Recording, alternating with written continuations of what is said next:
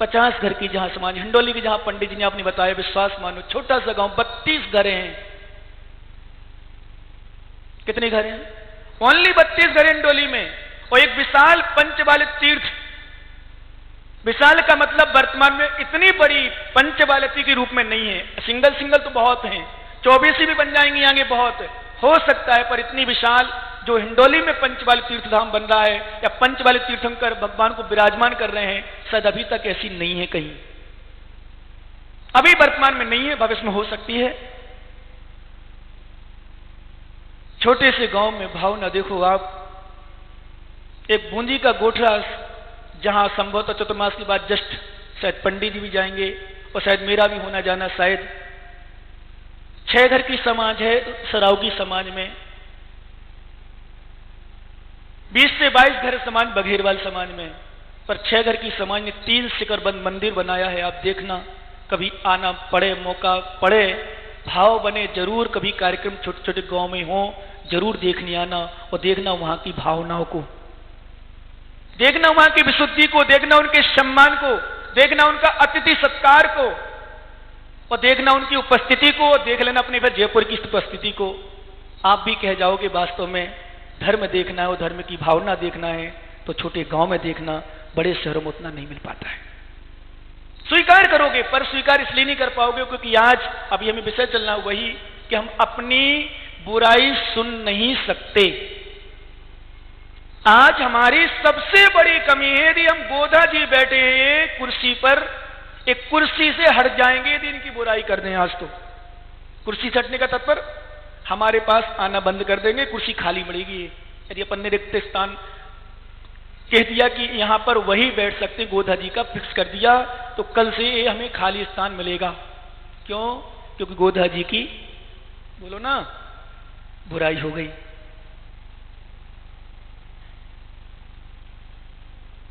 यही स्थिति थी आज के रक्षाबंधन पर भी इसी से रिलेटिव है। यदि बुराई नहीं हुई होती, वो पराजय को प्राप्त नहीं होते, तो न रक्षाबंधन पर्व होता न कसाई बनती। इसलिए मैं कई बार जब समाज को कुछ बोल देता हूं तो पहले नंबर क्षमा मांगता हूं, याद रखना, पहले नंबर। क्यों?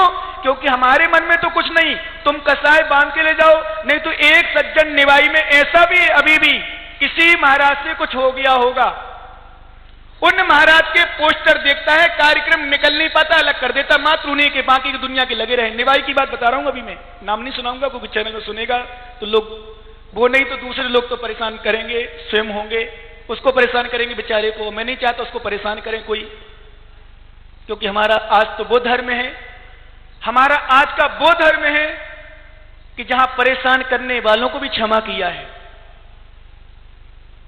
आज का वो धर्म है जहां परेशान करने, मैं कहता हूं यदि वो कसाई ना बांधी होती, वो पराजय को प्राप्त ना होते, तो रक्षाबंधन पर्व भी नहीं होता। क्योंकि पर्व 2 प्रकार के होते हैं, एक शाश्वत पर्व होता है, एक नैमित्तिक पर्व होता है। आज का पर्व नैमित्तिक पर्व है, शाश्वत पर्व नहीं है। रक्षाबंधन पर्व, दीपावली, मकर सप्तमी आगे निकल गई, और भी जो मन, अक्षय तृतीया आदि आदि जो पर्व हैं, सूर्य पंचमी, ये सब नैमित्तिक पर्व हैं। 10 लक्षण, अष्टान का पर्व, रत्नात्रय पर्व, पंचमेरु पुष्पांजलि पर्व, ये सब शाश्वत पर्व हैं। इन निमित्त पर्व, निमित्त को लेकर यदि उन मंत्रियों का पराजय ना हुआ होता, कौन से मंत्री आपने नाम सुने रखे हैं, इसलिए ज्यादा दोहराने की आवश्यकता नहीं है, पर फिर भी इसलिए दोहराना पड़ता है, जिन्होंने कभी ना सुना हो, याद भूल गए होंगे, भूल जाते कई बार अपन। उज्जैनी नगरी में श्री वर्मा राजा राज्य किया करते थे, बड़े नीति न्याय पूर्वक राज्य करते थे। थोड़ा संभल के सुनना भैया, और किसी को जल्दी तो नहीं जाना है ना, किसी को जल्दी जाना हो तो अभी चले जाना, बीच में नहीं उठना, क्योंकि विषय ऐसा मार्मिक रहेगा कि आप बीच में उठोगे तो मेरा वैसे ही बहुत दिल कच्चा है, हो सकता है फिर विषय कहीं आप पर निकल जाए तो डिस्टर्ब हो जाएगा, इसलिए अभी निकलना, क्योंकि ऐसा मार्मिक विषय कि आधा सुनोगे, अधूरा सुनोगे, आप डिस्टर्ब हो जाओगे, समझ में नहीं आएगा क्यों मना रहे रक्षाबंधन पर। और कहीं तुम ऐसा और सुन लो जहां कसाई की बात आएगी तीव्र, मिथ्या दृष्टि की बात आएगी वो सुन के चले जाओ, अरे महाराज तो बहुत चिल्ला रहे थे कीर्तिनगर वालों पर, महाराज तो चिल्ला रहे थे जयपुर वालों पर, ये सुन के चले जाओगे आप डिस्टर्ब हो जाओगे। इसलिए मैं आपको डिस्टर्ब नहीं करना चाहता हूं। इसलिए मैंने कहा जी किसी को अर्जेंट में जाना हो तो आराम से अपनी बहन से राखी बंधवा लें, पर्व मना लें, पर जैन दर्शन के अनुसार वो पर्व नहीं है। क्या वो पर्व नहीं है? पर्व क्या है इसको सुनना है मात्र। उज्जैनी नगरी जाना तो नहीं है ना, क्यों ज्ञानी हो? उज्जैनी नगरी के राजा श्री वर्मा राज्य किया करते थे, बड़ी नीति और न्याय के साथ राज्य करते थे। उनके 4 मंत्री जो हमेशा जिन धर्म से दिगंबर साधुओं से विद्वेष रखते थे, जैसे पंडित जी ने एक शब्द बोला बिल्कुल सच है, जहां हमारे मन में छोटे बड़े का भेद आ जाए साधुओं में समझ लेना सम्यक्त में कमी है।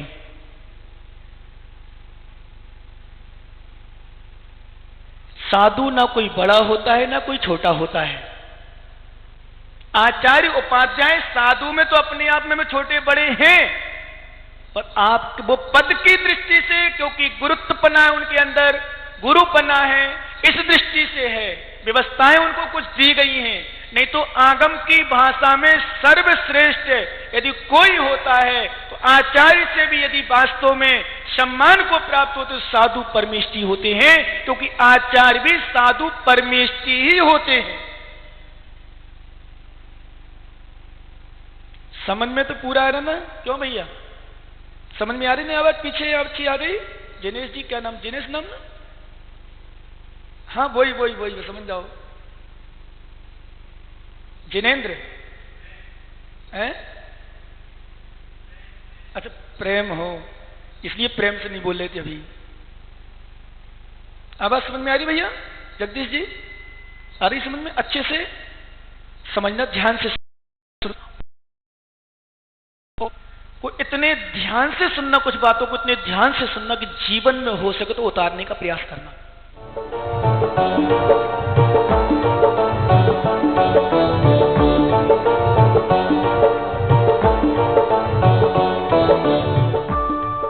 मुनीश्री 108 विश्रांत सागर जी महाराज के मंगल प्रवचन के पुण्यार्जक थे।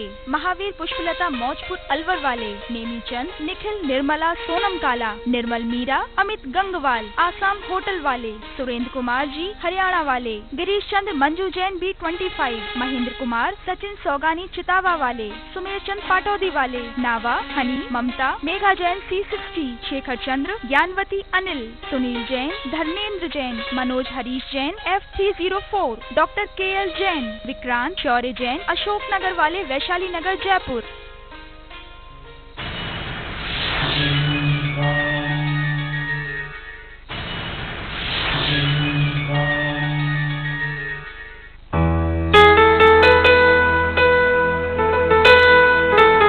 पांडुक शिला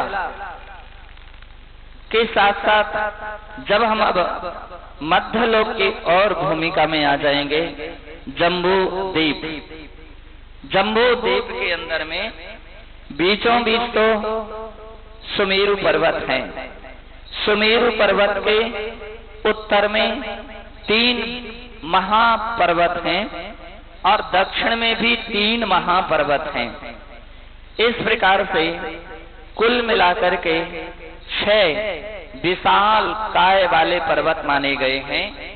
महापर्वत इसलिए कहा जाता है कि आम पर्वत की ऊंचाई की अपेक्षा से उनकी बहुत अधिक ऊंचाई होती है, इसलिए उन्हें महापर्वत कहते हैं। वे हैं, पहले पर्वत का नाम है हिमवन पर्वत। हिमवन पर्वत। दूसरे पर्वत का नाम है महाहिमवन पर्वत।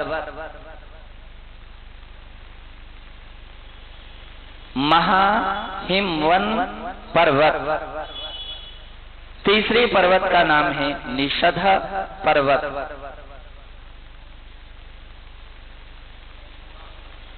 निषध।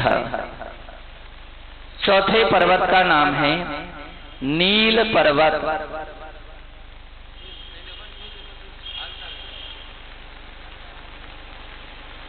पांचवें पर्वत का नाम है शिखरिन पर्वत।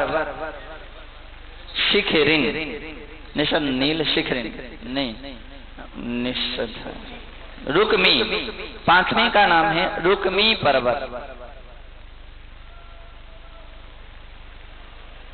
और छठवें पर्वत का नाम है शिखरिन पर्वत। शिखरिन।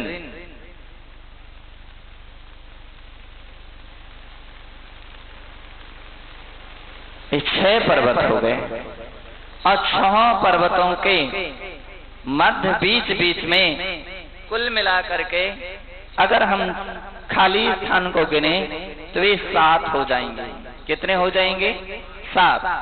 एक खाली स्थान, फिर एक पर्वत, फिर एक खाली स्थान, फिर एक पर्वत, फिर एक खाली स्थान, फिर एक पर्वत। तो ऐसे पूरी गिनती गिनेंगे तो 7 हो जाएंगे।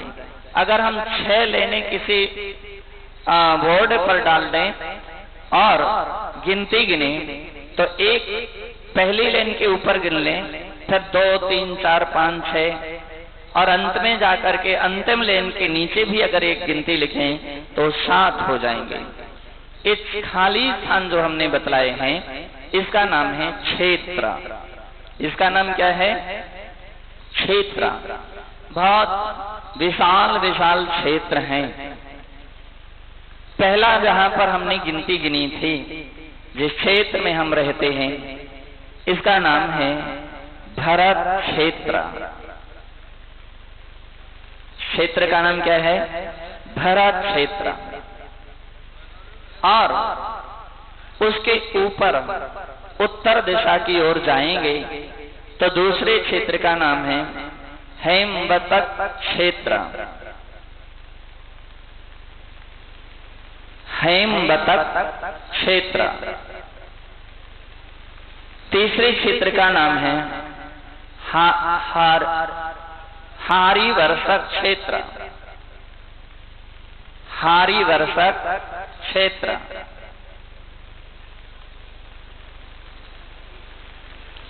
चौथे क्षेत्र का नाम है विदेह क्षेत्र।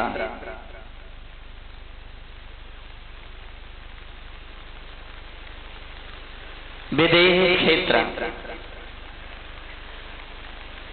और इसके आगे जो क्षेत्र है वह रम्य क्षेत्र।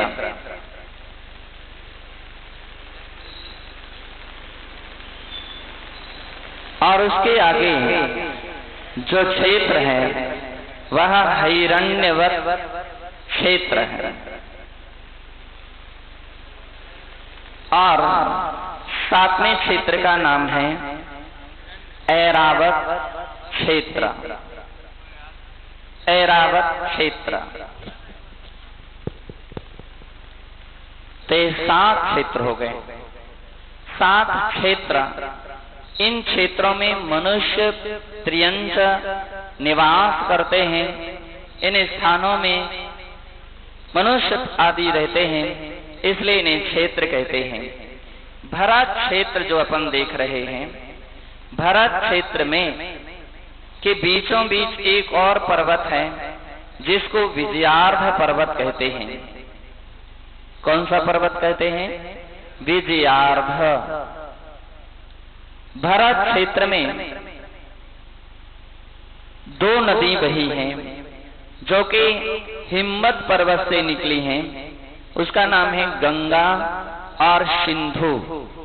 ये 2 विशाल नदी हैं। एक का नाम है गंगा नदी और दूसरे का नाम है सिंधु नदी। ध्यान रख लें, गंगा नदी आज भी भारत में है, सिंधु नदी आज भी भारत में है। लेकिन जिस गंगा नदी की बात कही जा रही है वह गंगा नदी यह नहीं है। यह बहुत छोटी है। इससे भी विशाल नदी है, जैसे गंगा नदी कहा गया विशाल नदी है, जैसे सिंधु नदी कहा गया, तो वर्तमान की गंगा और सिंधु नदी उसकी सहायक नदी के रूप में है, लेकिन मूल नदी नहीं है। तो ऐसी जब हम किसी वस्तु का नक्शा बनाएंगे, कल्पना कर लीजिए कि जम्बू द्वीप का अपन ने नक्शा बनाया, गोल बना दिया, उसके चारों तरफ लवण समुद्र बना दिया और 6 जम्बू द्वीप में लाइन डाल देंगे। बहुत अच्छी स्लेट अपने पास आ गई। तो ये जम्बू द्वीप है और इसके चारों ओर यदि हम ऐसा लाइन डाल दें तो ये लवण समुद्र है, ये जम्बू द्वीप है। 6 लेने जो अपन ने डाली हैं, तो ये 6 लेने 6 पर्वत के प्रतीक हैं। और इसके उपरांत जो खाली स्थान है 1 2 3 4 5 6 7, इस 7 क्षेत्र हो गए। हम जिस क्षेत्र पर रहते हैं इसका नाम है भरत क्षेत्र।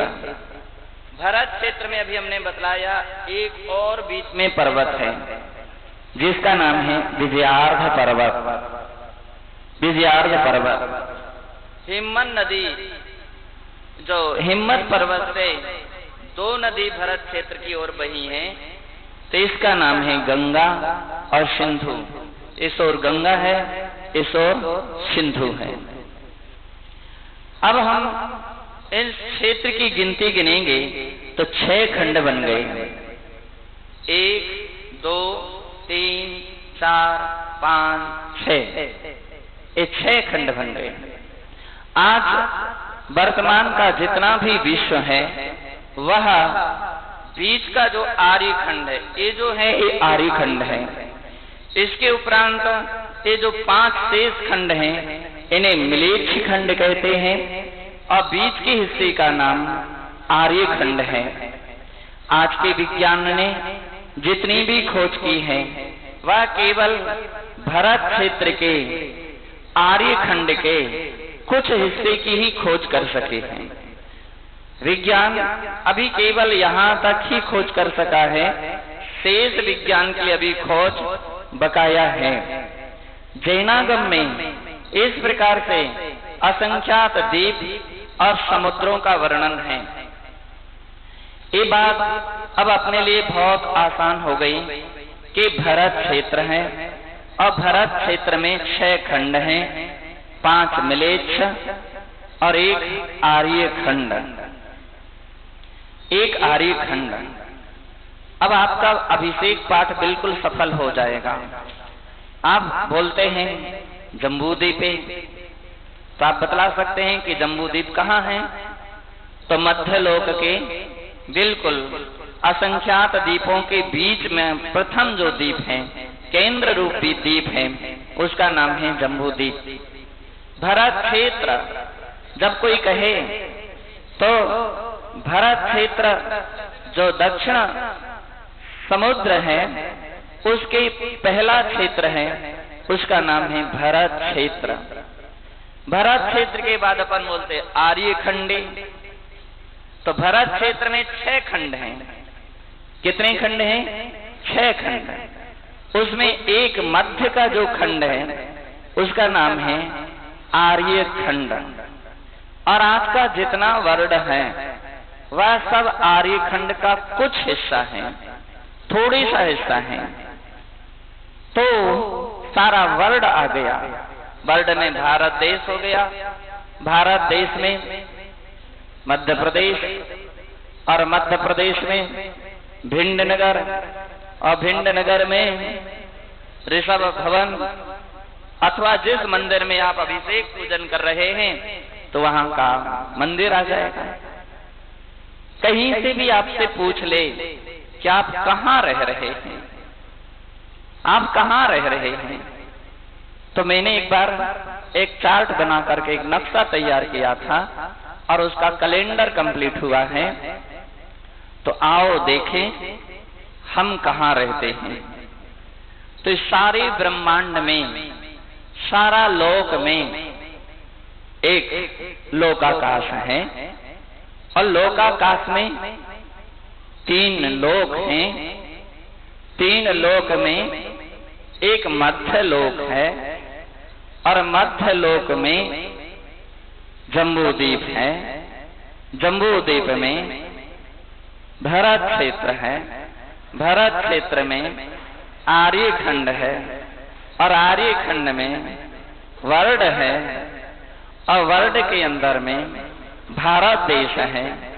भारत देश में मध्य प्रदेश है और मध्य प्रदेश के अंतर्गत आपका भिंड है और भिंड में ऋषभ भवन में, जहां आप आराम से बैठे हैं, आराम से खोज की जा सकती है। आज के समय में सैटेलाइट के माध्यम से केवल वर्ल्ड की ही खोज हो सकती है। इससे आगे की अभी सैटेलाइट तैयार नहीं हो सकी, लेकिन शास्त्र रूपी सैटेलाइट भी बहुत बड़ी वस्तु है, जिसके माध्यम से आप 3 लोक में कहाँ हैं, कैसे हैं, आराम से खोज की जा सकती है, पता लगाया जा सकता है और अपन जान सकते हैं कि हम इस लोक में कहाँ पर विद्यमान हैं। बंधो, तो इस प्रकार से आज केवल इतनी ही जानकारी रखना है कि अपन सभी भारत क्षेत्र में रहते हैं, भारत क्षेत्र के आर्यखंड में निवास करते हैं। ये जानकारी अपने लिए पूरी अच्छी तरह से याद रखिए। अब अपन सीधे चलते हैं परमात्मा प्रकाश की ओर। परमात्मा प्रकाश अध्याय 2, दोहा छंद 142 और पृष्ठ नंबर 258 में पूज्य आचार्य भगवान इस बात के लिए जानकारी देना चाहते हैं कि आचार्य महाराज कह रहे हैं कि हमारे लिए क्या करना चाहिए। एक भोला भक्त आचार्य देव के चरणों में बैठा हुआ है। यूं कहें आज प्रभात चंद्र नाम के उनके शिष्य बैठे हुए हैं। भद्र परिणामी हैं, निर्मल परिणामी हैं और वे संसार से भयभीत हैं, संसार में भटकना नहीं चाहते हैं। उन्हें गुरु रूपी मार्गदर्शक मिल गया, राह दिखाने वाले मिल गए, सच्चे मार्गदर्शक सलाहकार मिले हैं। इसलिए वह अपने गुरु से प्रार्थना करता है कि हे गुरुदेव, हमारे लिए आप संसार से पार होने का रास्ता बता दीजिए। इस संसार में हमने अनादिकाल से परिभ्रमण किया है, अनंत काल तक यह परिभ्रमण जीवों का चलता रहता है, लेकिन हम अब इस संसार में भ्रमण नहीं करना चाहते हैं। केवल इस संसार में जन्म और मरण के अलावा कुछ नहीं है। पुनरपि जननम पुनरपि मरणम की परंपरा का नाम संसार है।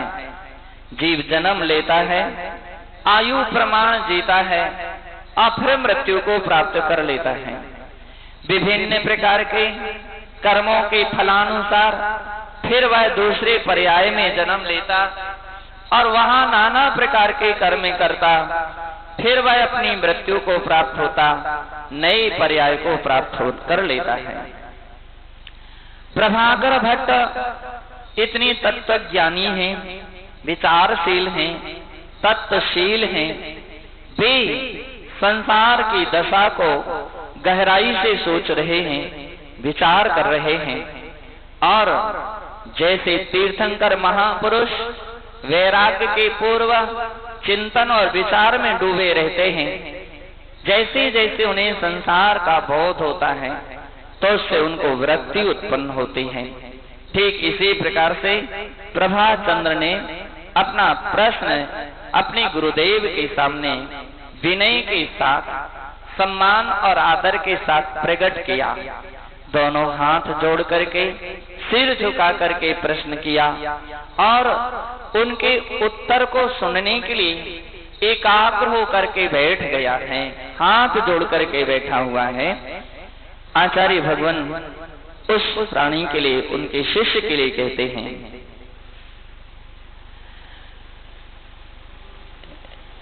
इहु शिव संगम परिहरवी,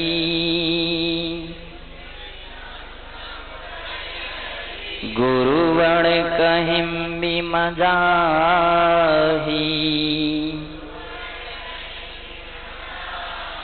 जैसे वे संगम लीन नवी, दुख संतावाही।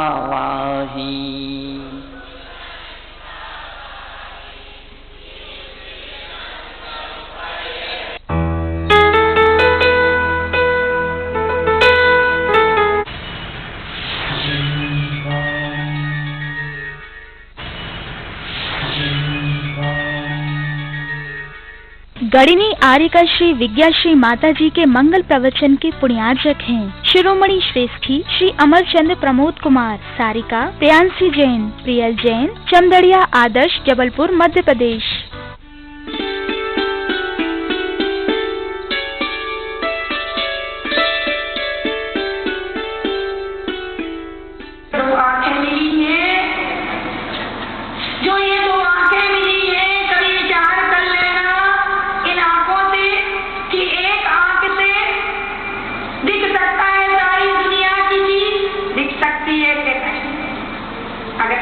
एक आंख ना हो, अंधी कान ना हो, तो एक आंख से देख सकता कि नहीं? बोलो तुम, देख सकते। लेकिन कुदरत ने तुम्हें दो आंखें दी, नाम कर्म से तुम्हें दो आंखें मिली, किस लिए मिली बताओ? अरे एक से तुम अगर किसी के अवगुण देखो तो दूसरे से गुण देखो, इसलिए मिली, इसलिए मिली। अगर तुम इन आंखों से अवगुण देखते हो तो इन्हीं आंखों से गुण भी देखो, गुण भी देखो, तो ये आंखें सार्थक है। नहीं तो क्या अवगुण देखने के लिए दो आंखें मिली? अगर तुम्हारे लिए दो आंखें मिली अवगुण देखने के लिए, तो दूसरे को भी मिली, तो सारी दुनिया खराब खराब ही दिखेगी, कभी अच्छी नहीं दिखेगी। इसलिए आचार्य भगवान से कहते, नजर तेरी बदली नजारे बदल गए, किसी ने बता दुख तो किनारे।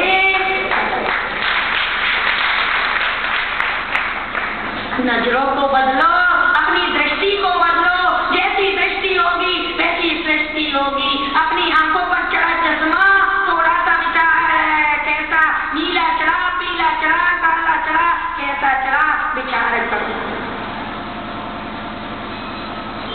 क्या करो?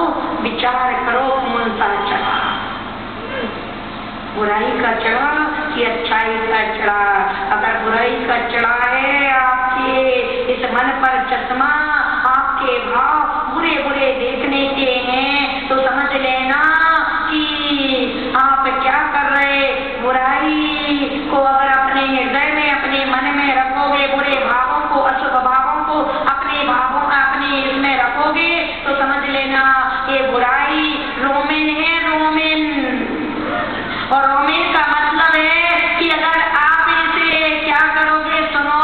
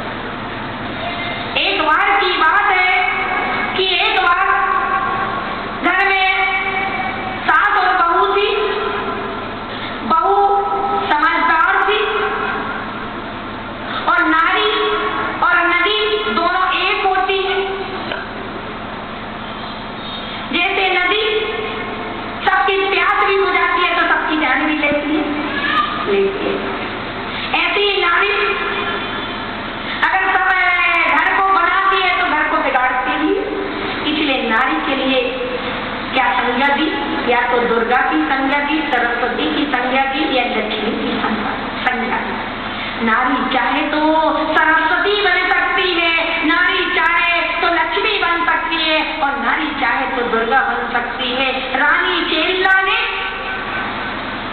अपने पति को नारकी बनने वाले पति के लिए, साथ में नरक का नारकी बनने वाले पति के लिए, बोधमती के लिए, मिथ्या दृष्टि के लिए एक तीर्थंकर बना दिया, इसलिए उसे धर्म पत्नी कहा। अपनी सद्भावना से, अपने सद्विचार से, वो भी नारी थी, वो भी छल के आई थी, लेकिन वो घबराई नहीं, वो घबराई नहीं और मनोबल में रही। अगर सद्विचार तुम्हारे अंदर है तो किसी की ताकत नहीं जो तुम्हें गिरा दे। सद्विचारों में अगर टक्कर में पैर नींबू भी जाता है तो वह नींबू भी से मीठा हो जाता है, और अगर मैं नींबू में अगर क्या कुछ और चीज दूध भी जाता है तो वो भी फट जाता है। इसलिए हजारों लीटर दूध को एक नींबू की बूंद क्या कर देती, फाड़ देती है, और हजारों लीटर दूध को एक शक्कर का दाना मीठा कर देती है। ऐसे ही आपके छोटे से सद्विचार हजारों को जोड़ देंगे और एक आपके छोटे से सद्विचार असद्विचार अर्थात कुविचार हजारों को तोड़ देंगे। तो रानी चेल्ला ने अपने बोधमती के लिए, साथ में नरक के नारकी के लिए क्या बना दिया, तीर्थंकर बना दिया, सरस्वती का काम कर दिया। घर में गई तो तोड़ी नहीं, किससे, असत से तोड़ी और सत से जोड़ गई, धर्म से जोड़ गई, धर्मात्मा बना दिया परिवार को। ऐसे ही जो नारी होती है घर में अगर आती है तो वह अगर परिवार को तोड़ करके नहीं, परिवार को जोड़ करके रखती है तो वो सरस्वती का काम करती है। जिस घर में नारी आई और अपने हाथों से काम करती है, अपने हाथ घर को सफाई में रखती है तो लक्ष्मी के समान होती है। नहीं तो नौकर चाकर लगा करके खुद तो सजी धजी रहती है और घर को नरक जैसा बनाए रखती है, गंदगी में रखे रहती है। ये दुर्गा कहलाती है, घर को तोड़ने वाली लक्ष्मी कहलाती है। शादी के पहले कोई बच्चे अपने माँ बाप से दूर नहीं होते, कितने भी गंदे स्वभाव वाले, कितने भी गलत स्वभाव वाले हो, लेकिन शादी के पहले दूर नहीं होते, शादी के बाद दूर होते हैं। कारण क्या है, जोड़ा नहीं तोड़ा तो दुर्गा का काम किया। क्या पहले ज्वाइंट फैमिलियां नहीं रहती थी? अरे एक नारायण प्रति नारायण बलभद्र की ऐसी वैसी नहीं, बलभद्र की 4000 कितनी एकाध नारियां नहीं, बलभद्र की 4000, कामदेव की 1000 और नारायण की 16000 और प्रति नारायण की 18000, चक्रवर्ती की कितनी होती थी, 96,000 होती थी। वहां छोटपना नहीं आया, यहाँ तो अपनी एक है, उसके बावजूद भी देवरानी जिठानी है, उसके बाद भी कटाऊ में चल रही है। अपनी सास है और अपनी बहू है, अपना ही परिवार है तो भी अलग रह रही है। बतलाओ धर्म कहाँ से कर पाओगे? गृहस्थी के काम करोगे कि धर्म कर पाओगे? ये भावों पर है, भावों पर टिका है, भावों से ही चल रहा है ये घर। तो यहाँ पर क्योंकि भावों से बनाए गए रिश्ते कभी टूटते नहीं, जो दिमाग से बनाए जाते रिश्ते हैं वो जल्दी से टूट जाते हैं, नहीं टूट जाते। तो यहाँ पर वह सास और बहू दोनों महिलाएं थी, एक जाति की थी, चाहे तो कैची का काम कर सकती थी और चाहे तो सुई का काम कर सकी। ये दोनों एक साथ रही। बहू ने घर में लक्ष्मी का काम संभाल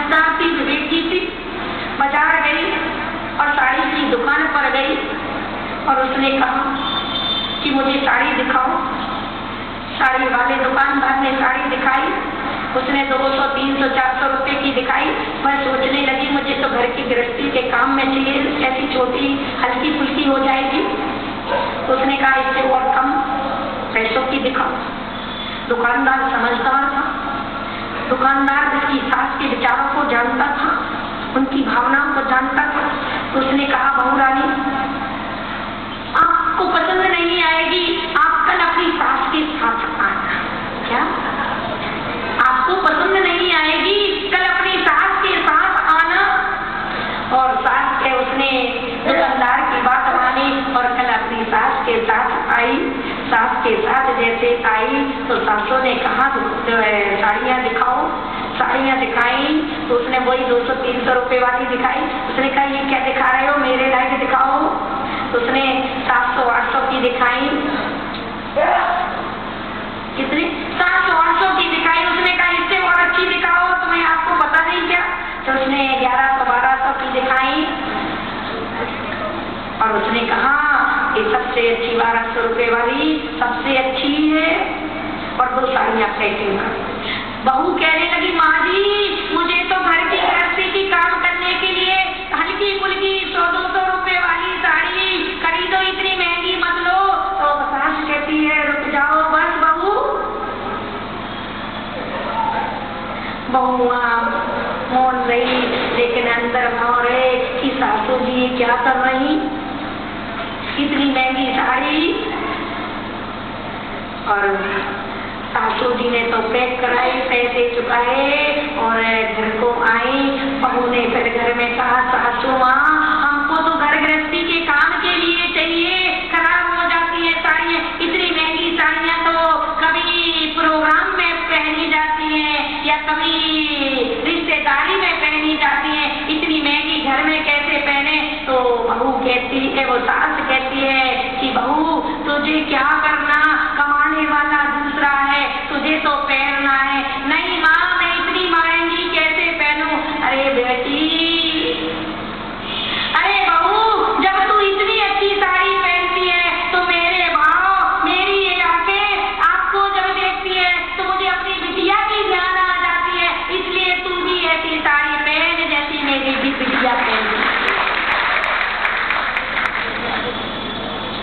अरे सासू अगर बहू के लिए बिटिया मानने लगो और बहुओं अगर सासों को माँ मानने लगो तो लड़ाई खत्म हो जाएगी। भाव बदल दो, अपनी थिंकिंग बदल दो, अपनी भावना बदल दो। भावना बदल जाएगी तो भगवान बन जाओगे, भावना नहीं बदलेगी तो घर में रह करके भी नारकी बन जाओगे, लड़ोगे एक दूसरों से। क्या करोगे? फिर घर को तोड़ोगे, फिर महाभारत होएगा घर में। और यहाँ का महाभारत, यहाँ के अशुभ भाव जुड़ते जुड़ते एक एक समय के अशुद्ध पर्याय निकलती रहेगी हर पर्याय में। तो वह आगे जाकर के विशाल बन जाएगी। राग देश से ही कर्मों का बंध होता है और राग देश से ही संसार बढ़ता है। क्या होता? संसार बढ़ता है। इसलिए इस संसार को अगर बढ़ाना है तो ये राग देश के भाव करना है। और अगर संसार को नहीं बढ़ाना है तो अपने विचारों को सद्विचारों में लाओ, शुभ विचारों में लाओ, शुभ भावनाओं में लाओ। अगर सब भावों में आएगा तो आज घर भी पहले जैसा चल सकता है। आज भी घर में रामायण घट सकती है। आज भी घर में कौशल्या और सीता जैसी बहू और सास रह सकती है।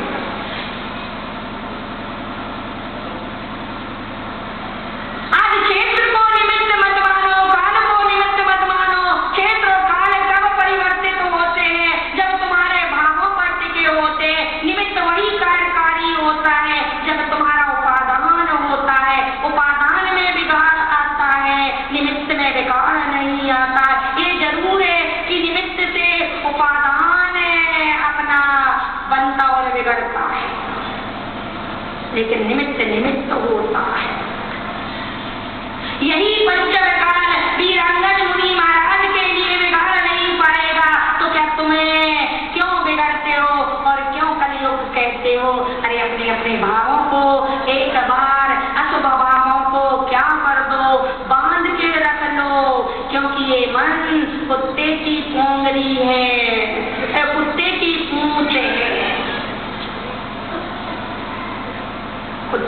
पूंछ होने से समझ लो कुत्ते की पूंछ कितनी टेढ़ी है। अगर उसे कोंगरी में डालो तो सीधी है और कोंगरी में नहीं डालो तो टेढ़ी ही टेढ़ी। इसलिए अपने मन को, अपने भावों को कैसे करो, उसे सुख से बांध लो या किससे, जिनवाणी की कोंगरी में डाल दो या संत सभा की कोंगरी में डाल दो, देव शास्त्र गुरु की कोंगरी में डाल दो, तो ये सीधा बना रहेगा, नहीं तो टेढ़ा पर टेढ़ा रहेगा। तो मैं आपसे प्रभात की बात कर रही थी, आज एक दिन की जिंदगी जीने की तुमसे बात कर रही थी। तो प्रभात आया, उजेले में आओ, अंधकार से निकलो, जीवन जीने की कला आ जाएगी। तो कल से अपन को चलना है, मेरी भावना, ग्रस्त की क्या भावना होना चाहिए। मुनि की तो 12 भावना, 16 कारण भावना, 5 व्रतों की ऐसी 25 या 70 भावना बताई। तो ग्रस्त की भी 70 भावनाएं होती हैं। उन भावनाओं से अपना क्या चलता है, धर्म पला रहता है। आप अपनी भावनाओं को कैसे प्रशस्त करें, तो ग्रस्त की भावना कैसी होना चाहिए, मेरी भावना एकल चले, क्या चले, मेरी भावना कैसी हो, अपना मन रूपी पात्र को साफ करें, फिर हम कल से तुम्हारे अंदर वो बात रखेंगे। जैसे राजा ने नहीं दी थी, ऐसे ही मैंने तुम्हें आज तक 3 दिन तक मैं तुम्हारे मन को साफ कर रही हूँ, आपका पात्र साफ कर रही हूँ। भगवान महावीर ने 66 दिन तक नहीं दी, फिर दी। गौतम जैसे जिसका तम चला गया था तब दी थी, मैं भी तुम्हें पोपट में नहीं, पोपट के बाद प्रभात में बाल्यावस्था में दूंगी। तो कल से अपन बाल्यावस्था कैसे बिताएं, एक दिन की जिंदगी में एक कल से सीखना है। इसी पवित्र भावना के साथ आपके भाव मचे, आपके भाव धुले, आपके भावों को धुलने के लिए मैं मेरी भावना रूखी साबुन और सोडा पकड़ाऊंगी। इसी पवित्र भावना के साथ बोले महावीर भगवान की।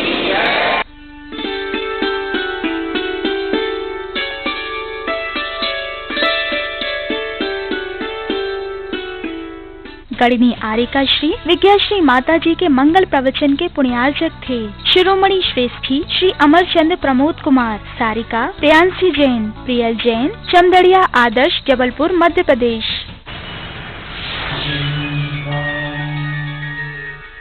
सिद्ध क्षेत्र सोनागिर में सिद्धों की आराधना का ऐतिहासिक व स्वर्णिम अवसर। तपस्वी सम्राट आचार्य श्री 108 सन्मति सागर जी महाराज के अंतिम दीक्षित शिष्य सन्मति रत्न मुनि श्री 108 सुबल सागर जी महाराज के सानिध्य में सन 2011 से 2015 तक निरंतर आष्टा, भोपाल, सागर, ललितपुर व इंदौर में क्रमशः 9, 17, 33, 65 एवं 129 मंडलीय सिद्धचक्र विधान के भव्य आयोजन किए गए। उसी श्रृंखला में 6 से 15 नवंबर के मध्य होगा श्री 1008 सिद्धचक्र महामंडल विधान एवं महाशांति धारा महोत्सव का आयोजन, जिसमें एक साथ 257 परिवार सम्मिलित होकर करेंगे 257 मंडलों पर सिद्धों की आराधना। श्री सिद्धचक्र महाशांति धारा की न्यौछावर राशि 2100 रुपए एवं एक मंडल की न्यौछावर राशि 11,000 रुपए है। विधान में पात्र बनने के लिए सौधर्म इंद्र 11 लाख रुपए, कुबेर इंद्र 5,51,551 रुपए, चक्रवर्ती राजा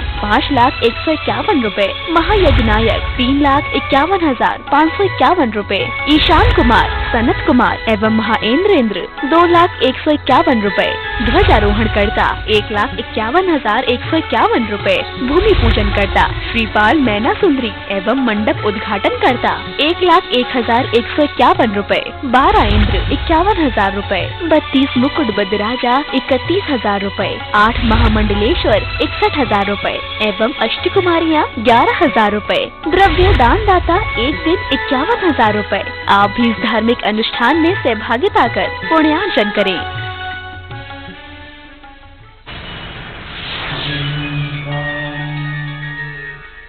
शुल्लक श्री 105 ध्यान सागर जी महाराज की मंगलवारी आगम धारा के पुण्यार्चक हैं श्रीमती लीलाबेन, श्री बाबूलाल कोठारी एवं समस्त कोठारी परिवार, सूरत, गुजरात।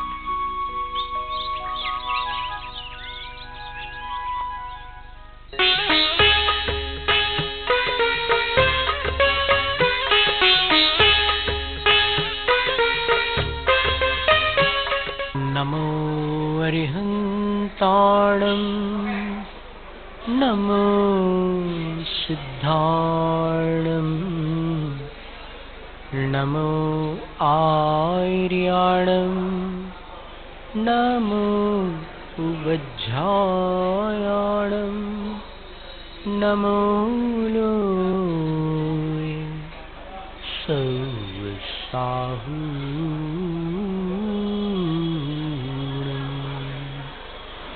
एषु पञ्चनमो यारो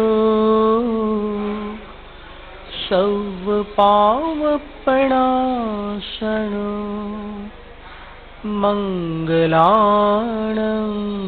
च सौवेशं पठमं हवै मङ्गलम् चत्वारि मङ्गलम् अर्हन्तु मङ्गलम् सिद्धमङ्गलम् साहु मङ्गलम् कैवलिपण्णतो धम्मो मङ्गलम् चत्वारि लोकोत्तमा अर्हन्तु लोकोत्तमा सिद्धलोकोत्तमा साहुलोकोत्तमा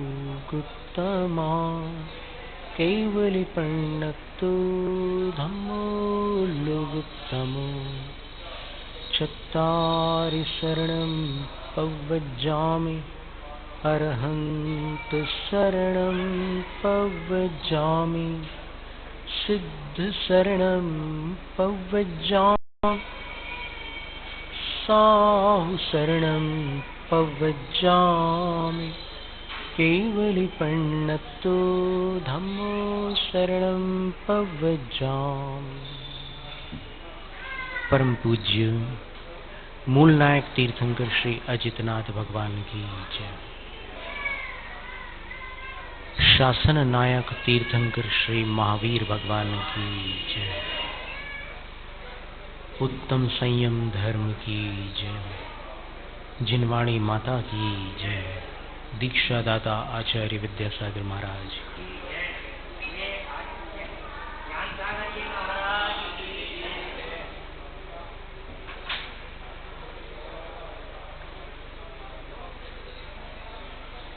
प्राणीन्द्रिय परिहार संयम।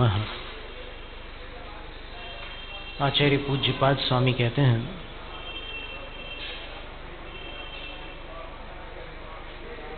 कि 6 प्रकार के जो जीव जंतु हैं संसार में, 5 स्थावर और 1 त्रस, इनकी हिंसा को छोड़ देना और 5 इंद्रियां हैं और 1 मन है, इनके विषयों को छोड़ देना, इसी का नाम संयम है। जीवों की हिंसा और इंद्रिय मन के विषयों को छोड़ देना संयम है। सामान्यतः कुछ अजीब सा लगता है छोड़ने की बात सुनकर। 10 दिनों तक जैसे तैसे मन तो लगा लेते हैं धर्म में, लेकिन जैसे ही पर्व पूर्ण होता है 11वें दिन क्या स्थिति होती है? प्रातः काल, ईमानदारी से बताना। ऐसा लगता है ना जैसे कि अब कोई स्टे ऑर्डर उठ गया, लगता है कोई प्रतिबंध चल रहा था वो अब खुल गया। वास्तव में ये जो मुनि मार्ग है, मुनि मार्ग में 5 महाव्रत, 5 समितियां, 3 गुप्तियां, इनको 13 प्रकार का चारित्र कहते हैं। और इनमें 5 समितियां जो होती है वो निर्दोष रहे, इसलिए ये 10 धर्म होते हैं। 10 धर्मों से समितियों को बल मिलता है और उससे कर्मों का आगमन रुकता है, पाप का बंध टलता है और शुरुआत कहां से हुई है? जबलपुर के एक संचालक आचार्य ज्ञान सागर महाराज श्री के स्मृति दिवस पर संचालन कर रहे थे मंच का। कमानिया गेट फुहारा पर एक कार्यक्रम था, तो उन्होंने एक संकेत करते हुए हमारी ओर, हम लोग बैठे हुए थे वहां मंच पर, और काफी पुरानी बात है, सन 92 की बात है, 92। उन्होंने एक ऐसा संकेत किया कि इतनी छोटी उम्र में दीक्षा लेने वाले इन महाराजों ने अभी दुनिया देखी कहां है, और दुनियादारी के बारे में इनको कुछ पता नहीं है, दीक्षा ले ली और अभी तपस्या में लीन हो गए। तब इसके प्रत्युत्तर में फिर हमने एक छोटी सी बात कही थी, आवश्यक नहीं है कि किसी चीज का सेवन करके ही उसका त्याग करें। सेवन किए बिना भी त्याग का संकल्प किया जा सकता है। बहुत से ऐसे जैनी भाई बहन हैं जिन्होंने कभी मदिरा को नहीं चखा है, लेकिन मदिरा के त्याग का संकल्प अवश्य किया है। नहीं किया है? यहां पर सबने किया हो तो अच्छी बात है, नहीं तो आज संयम का दिन। कई लोग ऐसे हैं जिन्होंने कभी उस अभक्ष्य का भी सेवन नहीं किया जिसका नाम सुनने पर व्रती को अंतराय होता है। अंडा, मांस, मछली जिसको कहते हैं, परोक्ष रूप से औषध में कोई ऐसी वस्तु आ रही हो उसको भी छोड़ा जा सकता है। जैसे कभी कभी क्या होता है कि जब कोई संतान का जन्म होता है तो मां को रक्त की डेफिशिएंसी होती है, आवश्यकता पड़ती है, तो उस स्थिति में डॉक्टर्स लोग कुछ टॉनिक्स लिख करके देते हैं। अब उन टॉनिक्स में डेक्सोरेंज है और ऐसे कई प्रकार के टॉनिक्स होते हैं, ब्लड टॉनिक्स होते हैं, और उसकी शीशी के ऊपर जो लगा रहता है चित्र, उसमें संतरे वगैरह कुछ बने रहते हैं। लेकिन जब खोज करके देखा गया कि ये चीज़ बनती कैसी है, तो पता चला कि उसके लिए कत्ल खाने में मारे जाने वाले एक कम उम्र के प्राणी का ताजा रक्त आवश्यक होता है,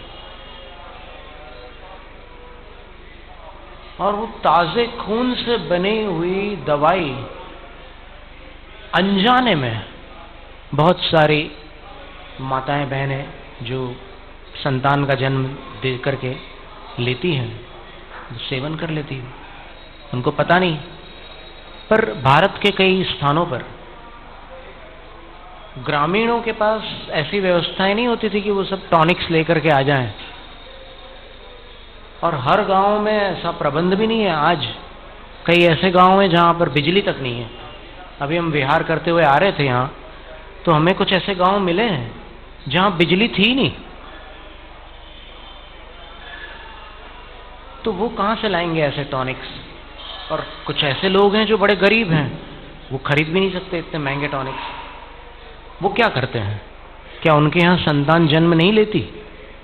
लेती है, लेकिन वो दूसरा उपाय करते हैं।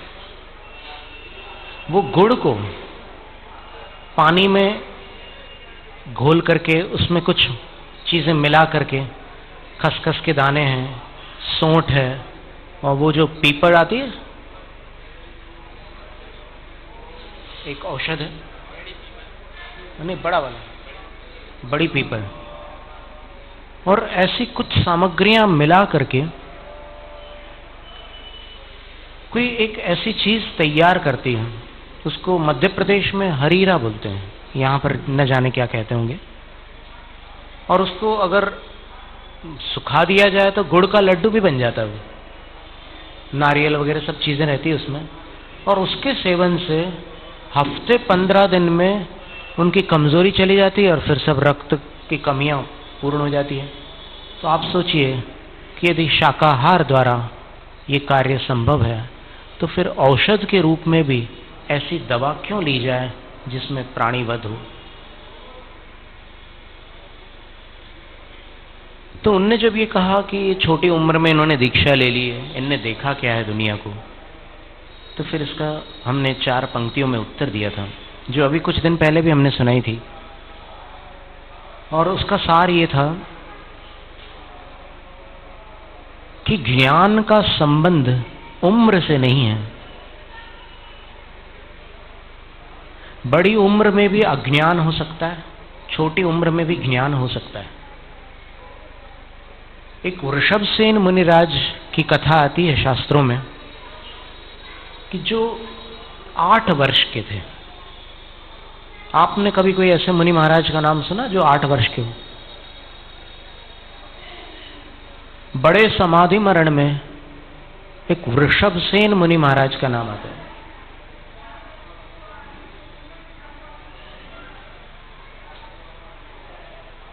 वो 8 वर्ष के थे, मात्र 8 वर्ष के। अब क्या हुआ कि उनको वैराग्य हो गया उस उम्र में, और जब वो दीक्षा के लिए तत्पर हुए तो गुरु ने चिंतित होकर के पूछा कि भाई इतनी छोटी उम्र में कैसे तुम दीक्षा लेना चाहते हो? तो बोले कि गुरुदेव, मृत्यु कभी भी छोटी उम्र या बड़ी उम्र नहीं देखती, वो किसी को भी उठाकर ले जाती है। और मैं नहीं चाहता कि मरण से पूर्व आत्मकल्याण किए बिना मैं मृत्यु के मुख में प्रवेश कर जाऊं। मुझे हृदय से ये बात समझ में आ गई है कि मेरी आत्मा ने इस शरीर को धारण करने से पहले किसी अन्य शरीर में निवास किया था, उससे पहले और किसी शरीर में थी, और इस तरह जितने शरीर छूटे उनसे पहले जब देखता हूं तो कोई ना कोई और शरीर था जिसमें मेरी आत्मा रहती थी। ऐसा कोई काल मुझे दृष्टिगोचर नहीं होता। विचार करने पर मुझे ऐसा कुछ भी समझ में नहीं आता कि मेरी आत्मा कभी शरीर के बगैर रही हो। ये क्रम अनादि से चला आ रहा है। और जिस प्रकार आप लोग बतलाते हैं कि जीव 84 लाख योनियों में भटक,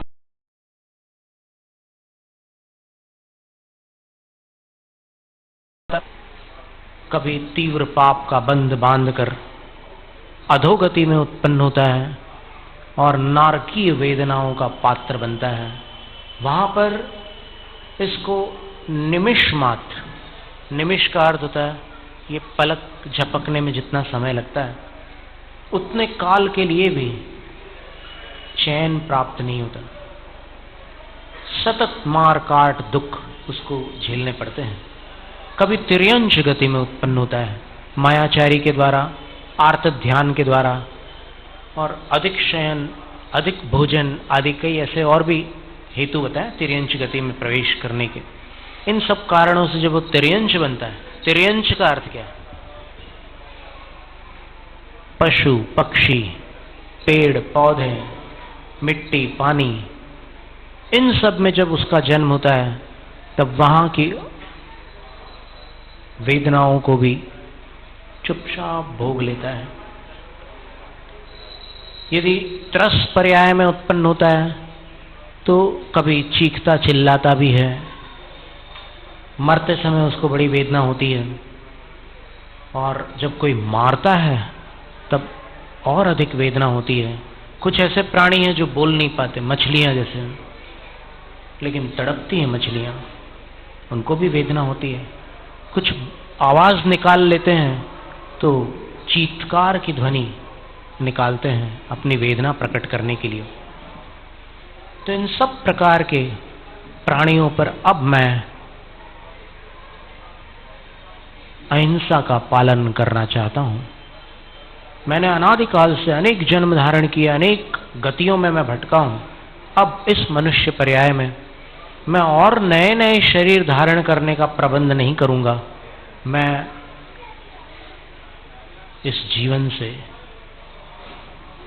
मुक्ति प्राप्त करने का पुरुषार्थ करूंगा। मैं सब जीवों के प्रति अहिंसा का पालन करना चाहता हूं। और ये 5 इंद्रियां और मन, इनका दास बन करके मैंने कितने कर्म बांधे, कितने कितने पाप कमाए। मैंने अभिलाषा कर करके भी अपने आप को बंधन में डाला। रात को 2 बजे यदि पान मसाला खाने की इच्छा हुई तो मैं पागलों के समान पलंग से उठकर पान मसाले की दुकान ढूंढने लगा। किराने की दुकान तो सब बंद मिली, पान ठेले भी प्रायः बंद हो चुके थे 2 बजे। तो मैं रेलवे स्टेशन जाकर के पान मसाला खाया। ऐसी गुलामी की मैंने, इंद्रियों का दास बन करके मैंने अपना समय बिता दिया। और जिन इंद्रियों को जीतने का अवसर मनुष्य पर्याय में था, उसको गंवाकर मैं इंद्रियों से हार गया और कर्मों को बांधकर फिर संसार में भटकने लगा। इसलिए हे गुरुवर, मैं संसार में भटकना नहीं चाहता। मैं संसार के भ्रमण से थक चुका हूं। मेरे पैर संसार में भटकने के लिए ढीले पड़ गए। मुझे संयम प्रदान कीजिए।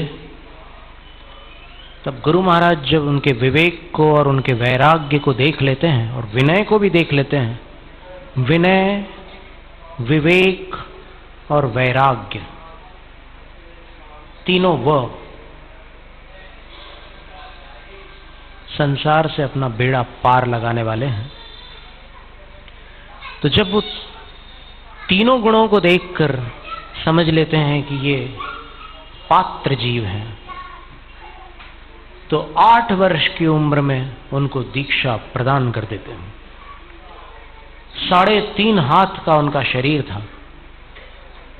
और जैन सिद्धांत में बताया है कि मुक्ति प्राप्त करने के लिए मनुष्य पर्याय तो अनिवार्य है ही, साथ में कुछ और विशेषताएं अपेक्षित हैं।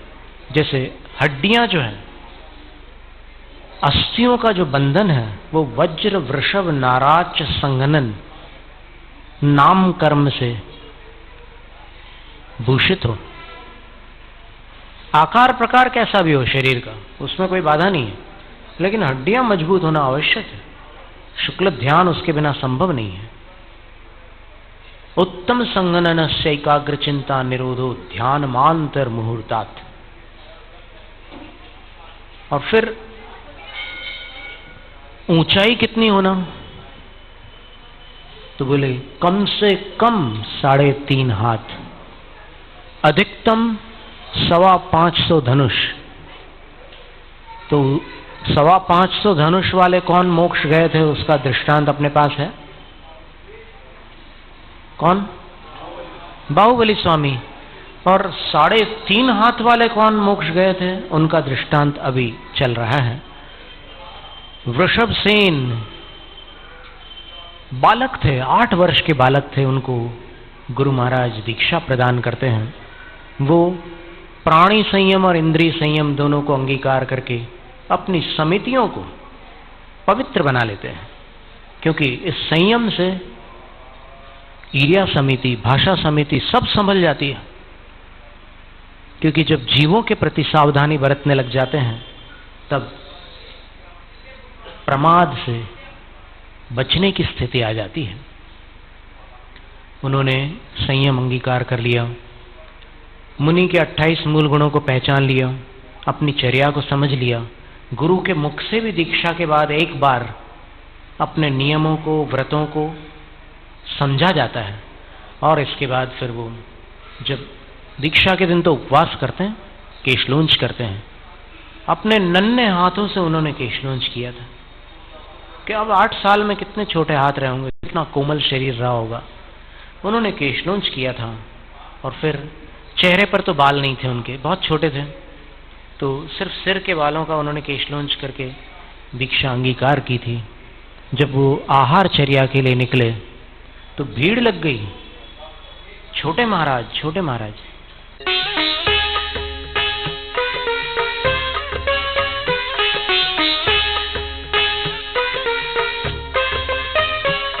शुल्लक श्री 105 ध्यान सागर जी महाराज की मंगलवारी आगम धारा के पुण्यार्जक थे श्रीमती लीलाबेन, श्री बाबूलाल कोठारी एवं समस्त कोठारी परिवार, सूरत, गुजरात।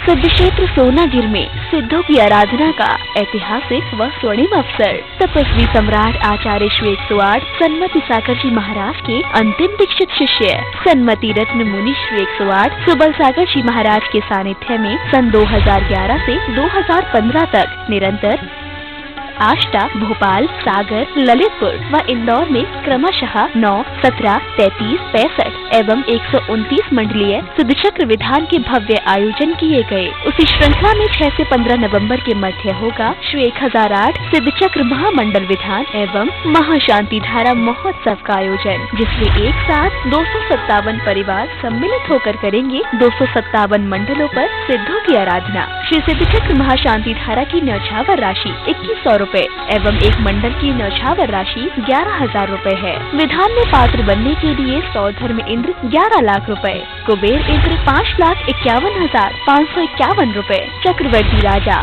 5,01,51 रुपए, महायज्ञनायक 3,51,551 रुपए, ईशान कुमार, सनत कुमार एवं महाइंद्र 2,01,51 रुपए, ध्वजारोहण करता 1,51,151 रुपए, भूमि पूजन करता श्रीपाल मैना सुंदरी एवं मंडप उद्घाटन करता 1,01,151 रुपए, 12 इंद्र 51,000 रुपए, 32 मुकुटबद्ध राजा 31,000 रुपए, 8 महामंडलेश्वर 61,000 रुपए एवं अष्टकुमारियाँ 11,000 रुपए। द्रव्य दान दाता एक दिन 51,000 रुपए। आप भी इस धार्मिक अनुष्ठान में सहभागिता कर पुण्यार्जन करें।